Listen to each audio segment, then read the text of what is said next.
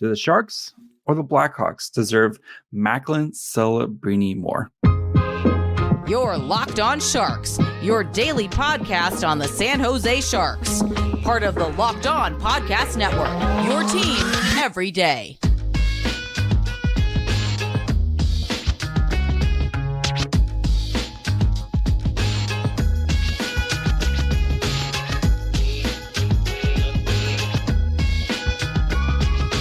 Hello, welcome to Locked On Sharks, the premier hockey podcast covering your favorite team in the Bay Area. My name is JD Young, contributor at San Jose Hockey Now. I want to thank you for making Locked On Sharks your first listen. Probably part of the Locked On Network. We cover your team every day. And if you want to be an everydayer, all you have to do is just follow wherever you get podcasts, or you can watch this on YouTube as well. Good friend Jack Bushman from Locked On Blackhawks joins, where we discuss the Sharks, Blackhawks, kind of how their seasons have gone, why both these teams are kind of in the situations are. And there's a lot of parallels between both of these teams. Then we talk about the trade deadline and why we both think San Jose has a chance to get a lot worse, while we think Blackhawks could actually start to kind of get a little bit better here. And then we kind of both make the case of why we think our team is very deserving of Macklin Celebrini. So enjoy my conversation with Jack on Macklin Celebrini. And now we do bring in host of the Locked On Blackhawks, Jack Bushman. Jack, how's it going, buddy? You know, JD, it is rather nice to have someone who I feel like I can relate to right here, right now. A kinship. Exactly. I'm not going to say I'm doing good, because that wouldn't be accurately describing my feelings, but I'm doing better now that I'm here on a show with you. And I feel like I can just bounce my frustrations off someone who truly understands a little bit. So I'm doing pretty good. Thanks for having me on, JD. How are you doing this afternoon? Doing well. So we wanted to kind of talk about as the two worst teams in the NHL, and it is pretty much us and everybody else.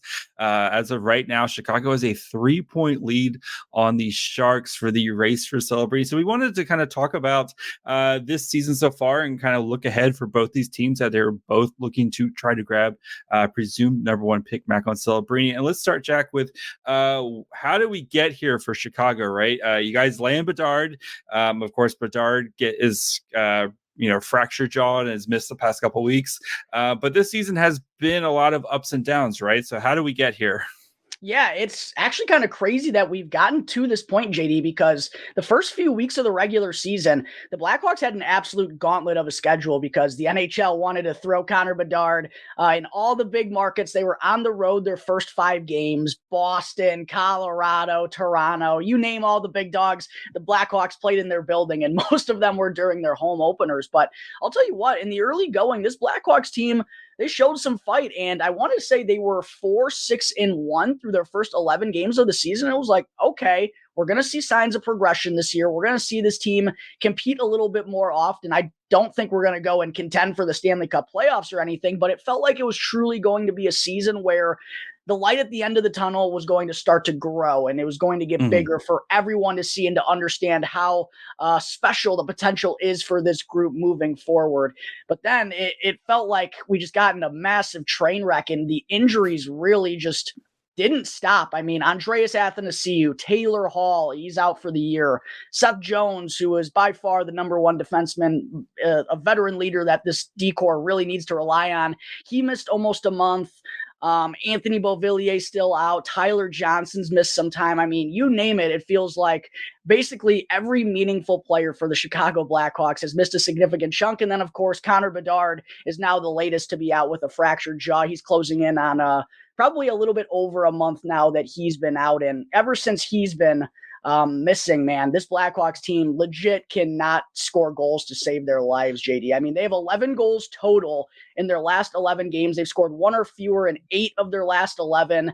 In 3 of their final 4 before the NHL All-Star break, they got shut out, and they've matched or actually set a new franchise record with 20 consecutive road losses. So it has been some tough sledding, and I really didn't envision this season going this way, because like I said, I thought the Blackhawks got off to an encouraging start, but just unfortunately the injuries really derailed this team. And even head coach Luke Richardson has said he's never really seen anything like this. So I don't mean to be that guy and to pull that card, but it really is just a result of like a series of unfortunate events that has put the Chicago Blackhawks in this place. But what about for San Jose? How did they find themselves in a dogfight with the Chicago Blackhawks here at the bottom of the standings? Was that always part of the plan, or what kind of you think led to that for the Sharks? All right.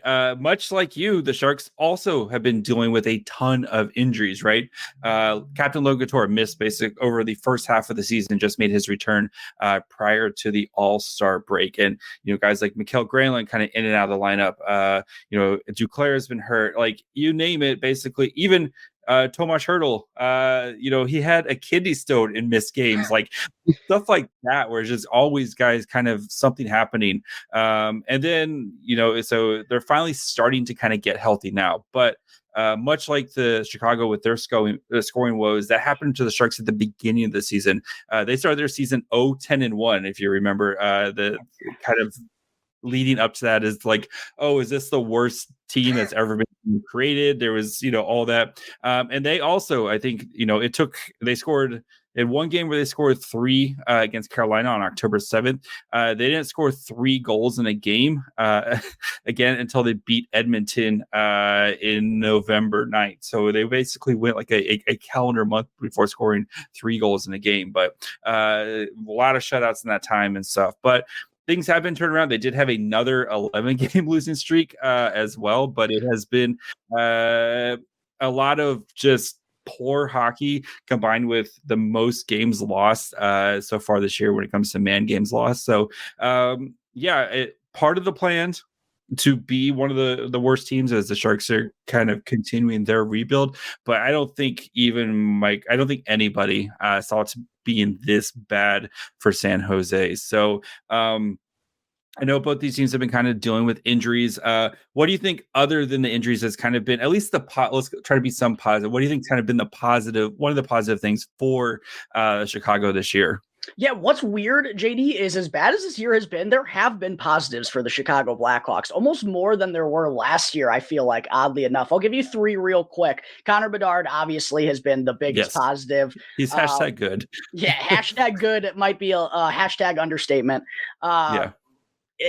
15 goals, 18 assists, 33 points in his first 39 games. The leading scorer, by far the best player on the Chicago Blackhawks at 18 years old. And boy, is he gosh darn impressive. And not only the offensive stuff, like his hockey IQ, his defensive ability, his recognition out there. And I think he has shown signs of development, even though it was only a 39-game stretch there. It felt like he was continuously growing and adding to his arsenal. So that's undeniably a bright spot. I got to give Peter Mrazek a ton of credit for, man, I don't even want to think about what this Blackhawks team would be without how good Peter Mrazek has been in net. Unfortunately for him, he's not getting any support whatsoever offensively, but because of his solid play, he did earn himself a contract extension here in Chicago. And man, it would be, believe it or not, somehow even tougher to watch this Blackhawks team if not for Peter Mrazek. And then Alex Vlasic, a young defenseman that the Blackhawks drafted in the 2nd round way back in 2019, kind of broke onto the scene full time. Of course, that's a name that San Jose Sharks fans and all your viewers out there will be familiar with, as he is the cousin of longtime staple defenseman Marc-Edouard Vlasic, and looks like he could be that kind of guy in the future for the Blackhawks as well. Already, like with Seth Jones out, he stepped into that number 1 defenseman role and really looked like he was comfortable doing it and was capable and not in over his head, and a big body, 6'6" with a long reach, and really just plays a simplified game. But what's been the biggest improvement has been his puck possession, his skating, his playmaking. It's really, really taken steps in the right direction. So yeah, even though this has been a really rough first 50, 55 games to watch, there oddly have been bright spots for the Blackhawks. What about for San Jose? Is that the same case? It's actually very similar as well, right? You mentioned the goaltending. We don't have a Connor Bedard, but you mentioned the goaltending. Kaapo Kähkönen and Mackenzie Blackwood have both been a breath of fresh air, especially Kaapo Kähkönen, who was one of the worst goaltenders last season. He really has found his game this year and has been a big kind of contributor to San Jose winning some of the games that they have won. And if it wasn't for Capo Kakinen, this team and Blackwood, both of these guys this team would be even worse to watch. Blackwood, who was, kind of cast off by the Devils. I think right now the Devils would love to have a guy like Mackenzie Blackwood in net for them with how much they've struggled in net. As for our young guys, William Eklund, the 7th overall pick in the 2021 draft, his first full year in the NHL. And he has had some struggles, consistently scoring, but this whole Sharks team has struggled to score. I feel but that. You can see why he's going to be such a special player. Once the Sharks get more talent around him, he's going to have more, kind of better line mates and just more depth around him. You can see what's going to make Eklund so special. And, on the defensive side, they've found some guys like Henry Thrun, who they acquired from the Ducks last year, who's, I think, really kind of solidified his game and is going to be a nice contributing piece for San Jose going forward. So again, while there has been a lot of dark moments for both these teams, you can at least point to some of these young guys and be like, okay, the future at least is going to be bright one day. So before we get into some guys whose futures may not be with the teams much longer, we're going to be talking about which guys are going to be available for both teams at the trade deadline. Just need to take a quick break. Passion, drive, and patience, what brings home the winning trophy, is also what keeps your ride or die alive. eBay Motors has everything you need to maintain your vehicle and level up to peak performance. From superchargers, roof racks, exhaust kits, LED headlights, and more. Whether you're into speed, power, or style, eBay Motors has got you covered. With over 122 million parts for your number one ride or die, you'll always find exactly what you're looking for. And with eBay Guarantee Fit, your part is guaranteed to fit your ride every time or your money back. Because with eBay Motors, you're burning rubber, not cash. With all the parts you need at the prices you want, it's easy to turn your car into the MVP and bring home that win. So keep your ride or die alive at ebaymotors.com. Eligible items only. Exclusions apply. eBay Guarantee Fit only available to U.S. customers. All right, so both these teams have been pretty bad, and you kind of feel like there's a chance for, at least I think, for San Jose to get worse here. As we go into the trade deadline, you mentioned, like Chicago has actually been kind of rewarding some of the guys. You mentioned Mrazek. I know Dickinson got a contract extension. So I know last year we've seen kind of Chicago being very aggressive, moving pieces. Have they kind of run out of pieces to actually move at the trade deadline? And this team might actually start to get a little bit better here, right? Maybe? Question mark? Especially as it looks like they're going to get healthier at some point in time, right? Like knock on wood that actually happens, I do envision this Blackhawks team showing signs of progression. I mean, they can't really get much worse than what it is right now. But you're right. They really don't have many potential pieces to move here at the trade deadline. And it's kind of an interesting way for general manager Kyle Davidson to go about business. But the one thing I will say to any Blackhawks fans out there, or any fans in general, who's just like, well, why'd they overpay for Peter Mrazek? Why'd they overpay for Jason Dickinson? Why'd they overpay for Nick Foligno? And they did, undoubtedly. One, the reason is they absolutely can, and they're short-term deals. And Kyle Davidson is showing that this is still a very much long-term process.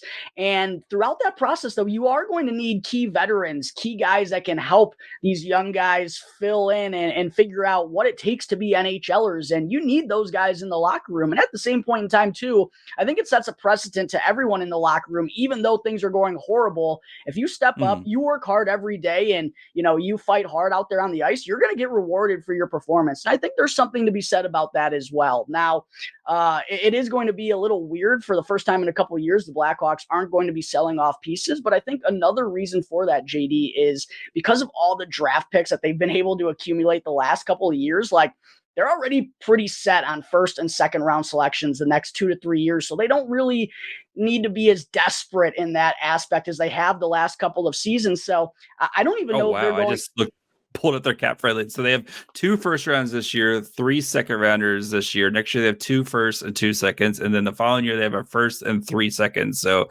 they have all the draft capital in the world to do whatever they want. And if they want to be aggressive soon and start acquiring young NHL talent, they're more than willing. They're in a great spot because their cap space is clean, and they got a bajillion draft picks, so do whatever they want. So this team is set up for a lot of future success without me having to do. Wow, I did not realize how much ammo the Blackhawks had acquired recently.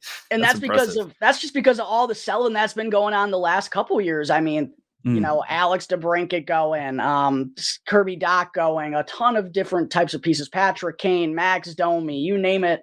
If you had value on the Blackhawks the last couple of years, you probably got shipped out. But yeah, that's why they're kind of in this position to spend some money on some guys like Jason Dickinson, Foligno, and Peter Mrazek, and not be as aggressive in that market. I do think one guy to maybe keep an eye on is Tyler Johnson, who's on the last year of his expiring contract. But other than him, man, it's really hard to see who else the Blackhawks could move. Like maybe they try to move Colin Blackwell if they don't see him part of the future next year, but he's also someone who's kind of been making the most of his opportunity recently. San Jose Sharks legend Jacob Megna maybe could get moved for a late round pick, but at the same time, they kind of need him on the back end right now because they're a little bit depleted. So yeah, you kind of hit the nail on the head there. I don't envision the Blackhawks being all that aggressive during the trade deadline this year. And I do think that provides an opportunity for San Jose to kind of come crawling back a little bit in the standings while the Blackhawks are more likely to start gaining points, I would think. What's kind of the outlook for San Jose? What are your plans thinking ahead right now as far as the trade deadline goes? It's going to be an interesting trade deadline for San Jose because they have a lot of guys who are kind of like on the last year of their deal, but their contracts maybe not the greatest situation. You got like a guy like Mike Hoffman, who's, a former 30-goal scorer, but at $4.5 million, like that's a little bit of a tough ask. And the Sharks, they only have one retention slot left because of the Erik Karlsson trades and the Brent Burns trade. So they only have one slot left for the next 2 seasons. So they have to be really kind of pick and choose their spots when you use this retention slot. So guys who I think are realistically gonna, actually garner offers. Anthony Duclair, nice $3 million contract last year of his deal. We know he's a former 30-goal scorer, has kind of had an up and down season with San Jose, but I think he could potentially garner some interest as a team looks to try to add some scoring depth in their second line. You have Mikael Granlund, who's having like an amazing year this year, but his contract, he's at 2 years at $5 million. And I wonder if teams might be a little worried because he got traded last year to Pittsburgh and had a terrible season, was almost basically a buyout candidate before he was traded in the Erik Karlsson deal. They have guys like Alexander Barabanov, who's got a nice, easy contract at $2.5 million, who's also a free agent. And, they have some other guys who are kind of like whatever type of guys, at least on the forward department. I think two big questions, though, are Mario Ferraro. Mario Ferraro is the 25-year-old defenseman, $3.25 million. It's got a couple years, but he could garner a lot of interest for teams that are looking to add a good defensive player, good like fourth defenseman. If you look at a team like Toronto, who's been sniffing around every defenseman who's got a pulse right now. If he could be an interesting player, but at his age at 25, he could also still be part of the next Sharks kind of good Sharks team. And then Capo Kakkonen, who I mentioned earlier, who's in the last year of his deal, if a team is looking to add some goaltending. But again, it's so hard to find goaltending, and if he continues to play well, the Sharks just might want to keep him around because, again, the Sharks have had such terrible luck finding goaltending. So I do think San Jose is going to be very, very active, trying to kind of sell off anything that isn't bolted down. They don't have any big names like last year. We had the Timo Meier deal, and then the past off seasons we've had Brent Burns and Erik Karlsson, and there is, maybe Tomas Hertl and Logan Couture. I don't see those guys moving right now in the middle of the season. If one of those guys were to be traded, that feels very much more like an off-season deal. But there's been no indication from either player who basically kind of both control their own rights that they want to leave San Jose. And I think both of them love San Jose, and both of them kind of see themselves kind of being the stewards towards the next great Sharks team. So, but yeah, I think it's gonna be a very interesting and active trade deadline for general manager Mike Grier. The question is, are you just going to get a bunch of like mid-round picks and try to some more dart throws type of situation? So, but I do see this team getting actively worse. While I do think the Blackhawks, there's a chance for them to at least start scoring points when Connor Bedard gets back, right? And that's what we're all hoping for is can you score more than a goal a game? Because watching that Wild game, I watched that entire Wild game, and I don't know how you willingly did that. It was awful. And it started at 9 p.m. Central Time. Why? That's 6 o'clock my time, or 7 o'clock my time, whatever. It was, that's like normal time for that's why the West Coast is the best coast, buddy. Games starting at 4 p.m. on a afternoon and ending at like 10:30. It's the best. But let's get into, though, kind of the big prize, Macklin Celebrini. So we'll talk about Celebrini, what he would mean for both these franchises, and we'll both kind of make our case on why our franchise deserves it a little bit more than the other. And we know I'm going to easily win this debate. So we'll get to that here in just 1 second. We're driven by the search for better. So when it comes to hiring, the best way to search for a candidate isn't a search at all. Don't search, match with Indeed. If you need to hire, you need Indeed. Indeed's your matching and hiring platform with over 350 million global visitors, according to Indeed data, and a matching engine that helps you find quality candidates fast. Ditch the busy work. Use Indeed for scheduling, screening, and messaging so you can connect with candidates faster. And Indeed doesn't just help you hire faster. 93% of employers agree Indeed delivers the highest quality matches compared to other job sites, according to a recent survey. So join more than 3.5 million businesses worldwide that use Indeed to hire great talent fast. And listeners of this show can get a $75 job sponsored job credit to get your jobs more visibility at Indeed.com/lockedon. Just go to Indeed.com/lockedon right now and support our show by saying you heard about Indeed on this podcast. Indeed.com/lockedon. Terms and conditions apply. Need to hire? You need Indeed. And did you know that even if you have a 401k for retirement, you could still have an IRA?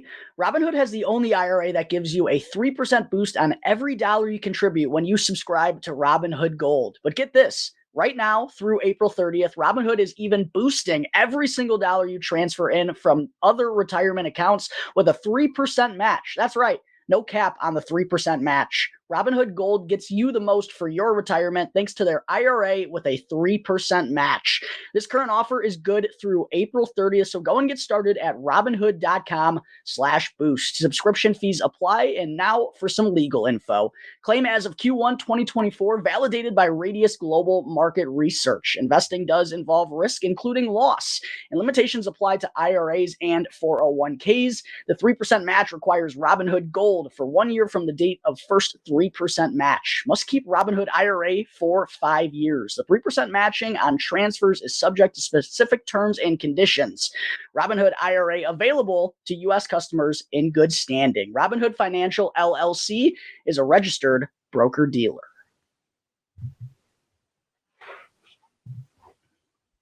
All right. Macklin Celebrini, the belle of the ball. I don't know if you started your draft coverage this season yet, but the draft is very much Macklin Celebrini and then a lot of question marks. Yeah. We got spoiled the last couple of seasons with last year you had Bedard, you had Leo Carlson, Will Smith, so many, Fantilli. Next year's draft apparently is also insane, but this year it's Celebrini and then it's everyone else. So both these teams really could use a guy like Macklin Celebrini in their rebuild. So I will start with you. If Chicago gets back on Celebrini, this is very much, we've seen this movie before, right? Of them getting two like top end guys and then they go and win 3 cups. Is this the start of is this the sequel trilogy?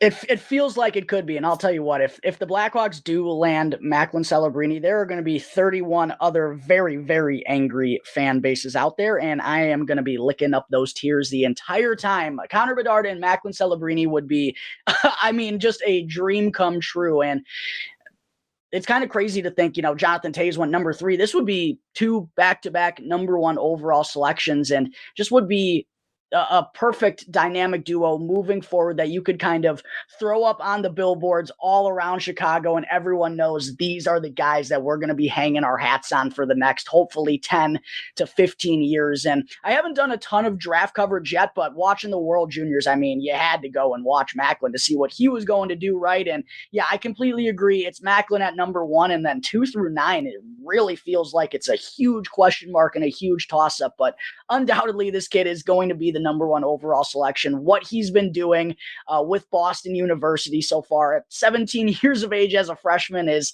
simply ridiculous. I'm salivating at the mouth of the potential that the Blackhawks could end up with both of those two. But quite honestly, what was kind of funny, JD, is all throughout last year during the bad for Bedard, whatever you want to call it, I never got too ahead of myself because I didn't want to think the chances were too good. I didn't want to get myself worked up for a potential disappointment. And I kind of feel the same way about Macklin Celebrini this year. I feel like it would almost be too good to be true for the Blackhawks to end up with both of them. I'm obviously hoping that does wind up being the case, but man, it really feels like a dream type of situation for the Blackhawks, and obviously would kickstart things, I think, to an even another gear. I've kind of talked about throughout the show how Kyle Davidson, Blackhawks general manager, has really emphasized a patient approach. I think it makes things a little bit tougher to be patient when you have those two guys.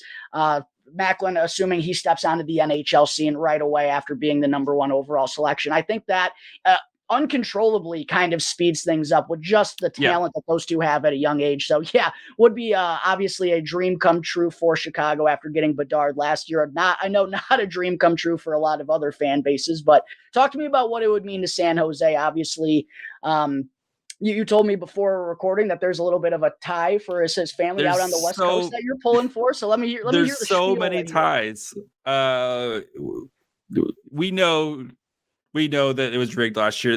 It's time for I've seen what Bettman has done for other franchises, and I want it to happen to me. The storylines are too good, right? His dad works for the Golden State Warriors, literally right up the road. He was a former Junior Shark, spent a year playing with the Junior Sharks organization. He's playing at Boston University. Head coach David Quinn and general manager Mike Greer. Guess what school they went to, Jack? They went to Boston University. It makes the Sharks they've never had the number 1 pick in their whole franchise's history. They've gotten second pick a couple times. It just makes too much sense. And the Sharks have been bad for a while. We've especially after their Western Conference final runs, it's been a long kind of 4 or 5 years now of trying to kind of dig themselves out of this credit card debt of trying to win a Stanley Cup. And every team has to pay that debt at some point. And the Sharks have been paying their debt, trying to work out some of these bad contracts, moving on from players. And I think it would just energize this fan base, right? And Sharks fans got really excited about Bedard last year, myself included, kind of dreaming out, wearing 98 and teal, what it would look like. And I think for San Jose, they've done a lot of stuff. They have a lot of really good pieces, right? You have Will Smith, who's been tearing it up at Boston College, and I've watched a lot of Boston College versus Boston University, and you can see man, these guys are great. It would be great if they're both teammates at some point. I think for San Jose, this would kind of be that turning point in the rebuild where you can start, like you said earlier, you see the light at the end of the tunnel start to get bigger, right? And if you have Will Smith and Macklin Celebrini both stepping on the ice together next year, and then you have William Macklin, and then you still have guys like Tomas Hertl and Logan Couture to kind of help them lead the way, so you're not having just a bunch of children out there running around trying to figure things out.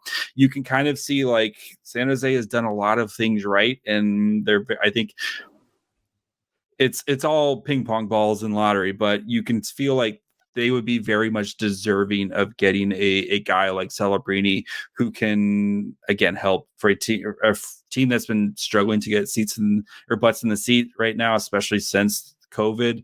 Celebrini can bring some energy back to San Jose hockey, and a very passionate fan base that needs is very much in need of a star, especially after Joe Thornton retired. Patrick Marleau, those heydays or those days are long gone. And a guy like Celebrini, where you can throw up on the billboard with him and Eklund and Will Smith, and that's your new core, that's your new fun core going forward. So we all know that it's probably going to be a team like Ottawa who wins the draft out, just the most random team. I'll tell you what, JD, you make a good case there, and I will be rooting if it's not the Blackhawks. I really do hope Macklin Celebrini goes there for a couple different reasons. One, the Anaheim Ducks do not need any more prospects; they have enough. So they have so many. The Sharks over the Ducks any day. I'm in complete agreement with that. And I'll tell you what, I watched the World Juniors pretty in-depthly, and boy, Will Smith is a stud, my guy. That would be a very awesome dynamic duo for the Sharks to have moving forward. And I did, not to kind of switch gears here real quick, I had one interesting question that I did want to ask you before we stopped recording. Number four on the board last year, were you wanting it to be Will Smith, or were you wanting to go Matvei Michkov? What were your thoughts at the number 4 spot last year?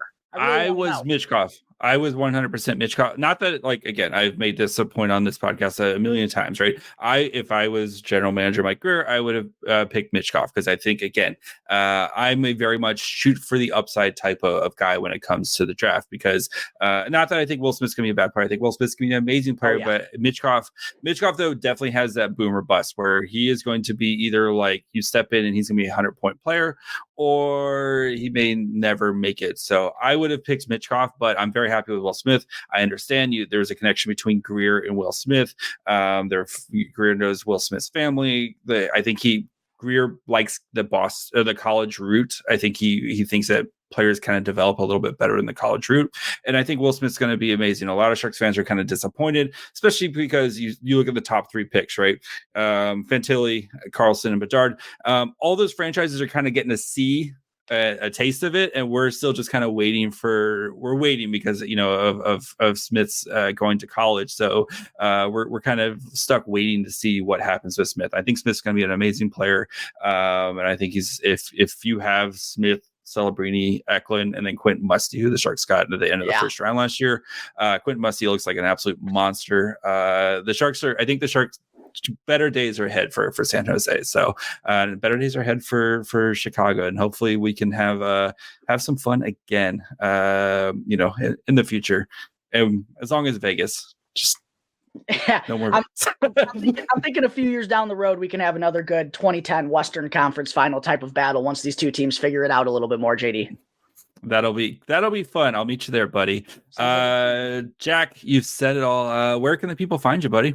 Yeah, absolutely. You can go and find the show Locked On Blackhawks for free wherever you may listen to your podcast. If you want to check out the page's account on social media, you can find it at _Blackhawks on X. As for my personal, you can find me at Jack Bushman 2. You can, of course, find Locked On Sharks wherever you get podcasts, and on YouTube as well. You can follow the show on Twitter, Facebook, and Instagram at Locked On Sharks. You can follow me on Twitter at MyFryhole. Until next time, friends.